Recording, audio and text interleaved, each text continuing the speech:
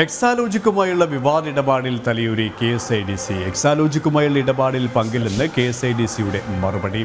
ഇടപാടിന്റെ ഉത്തരവാദിത്തം CMRL മാത്രമെന്ന് വിശദീകരണം.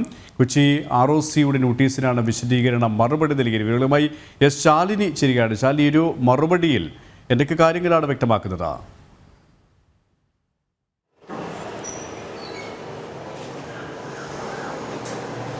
സുരേഷ്, ഒരുപക്ഷെ സംസ്ഥാന സർക്കാരിനെതിരെ അന്വേഷണം വരാതിരിക്കാനുള്ള നടപടിയുടെ ഭാഗമായിട്ടാണ് ഇപ്പോൾ KSIDC ഇത്തരത്തിലൊരു നിലപാട് സ്വീകരിച്ചിരിക്കുന്നത് എന്ന് വേണം മനസ്സിലാക്കാൻ.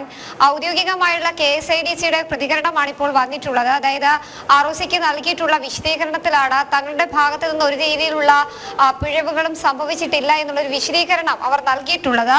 അതായത് KSIDCയുടെ ഭാഗത്തു നിന്ന് വീഴ്ചകൾ സംഭവിച്ചിട്ടില്ല. മുഴുവൻ വീഴ്ചകളും സംഭവിച്ചിട്ടുണ്ടെങ്കിൽ തന്നെ അത് CMRL ഭാഗത്തു നിന്നാണ് എന്നൊരു വിശദീകരണമാണ് ROCക്ക് നൽകിയിട്ടുള്ള മറുപടി വിശദീകരണത്തിൽ അവർ പറയുകയും ചെയ്തിട്ടുള്ളത്. ഒരുപക്ഷെ വ്യവസായ വകുപ്പിന് കീഴിലുള്ള കമ്പനി, ഒപ്പം തന്നെ വ്യവസായ മന്ത്രി ഉൾപ്പെടെ ഈ മാസപ്പടി വിവാദത്തിൽ ഔദ്യോഗികമായി ഒരു അന്വേഷണത്തിൽ പ്രതികരിക്കാതിരിക്കുന്ന ഒരു സാഹചര്യമുണ്ട്.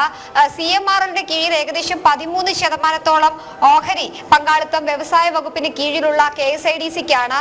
സ്വാഭാവികമായും CMRL എക്സാലോജിക്കിൽ നിന്ന് ഇത്തരത്തിലൊരു പണം വാങ്ങിയിട്ടുണ്ട്, ഏത് തരത്തിലാണ് ചെയ്യാത്ത സേവനത്തിന് പണം വാങ്ങിയത് എന്നതടക്കമുള്ള കാര്യങ്ങളിൽ ഒരു വ്യക്തത വരുത്തണമെന്ന് ആവശ്യപ്പെട്ടുകൊണ്ട് കേന്ദ്ര അന്വേഷണ ഏജൻസിയും ഒപ്പം തന്നെ മന്ത്രാലയവും KSIDCയുടെ വിശദീകരണം തേടിയിരുന്നു. ഈ വിശദീകരണത്തിന് കൃത്യമായ മറുപടി നൽകാൻ KSIDC തയ്യാറായിരുന്നുമില്ല. ഇതിന് പിന്നാലെയാണ് ഇപ്പോൾ മറുപടി നൽകിയിട്ടുണ്ട്. തങ്ങളുടെ ഭാഗത്തു നിന്ന് ഒരു തരത്തിലുള്ള വീഴ്ചകളും സംഭവിച്ചിട്ടില്ല എന്നുള്ള രീതിയിലുള്ള പ്രതികരണം വരുന്നത്.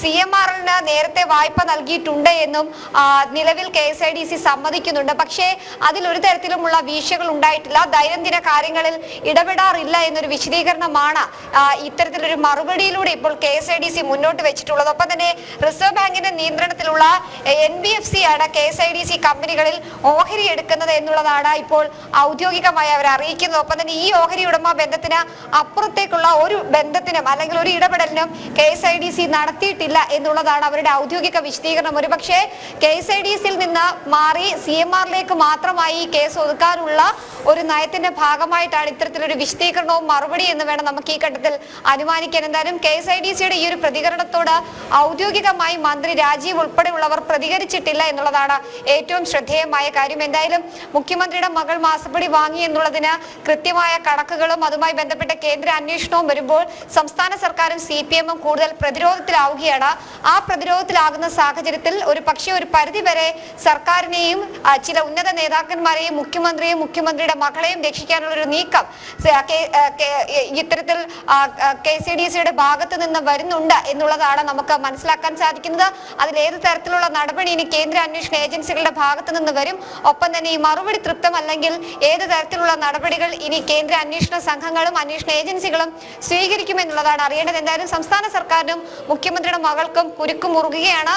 ഒരുപക്ഷെ ആ കുരുക്ക് CMRLന്റെ തലയിൽ പൂർണ്ണമായും തള്ളിക്കൊണ്ട് രക്ഷപ്പെടാനൊരു നടപടിയാണ് ഇപ്പോൾ സർക്കാർ സംവിധാനങ്ങളും KSIDCയും സ്വീകരിക്കുന്നത്. സുരേഷ്, തിരുവനന്തപുരത്ത് നിന്നും ശാലിനിയാണ് വിവരങ്ങൾ നൽകിയത്.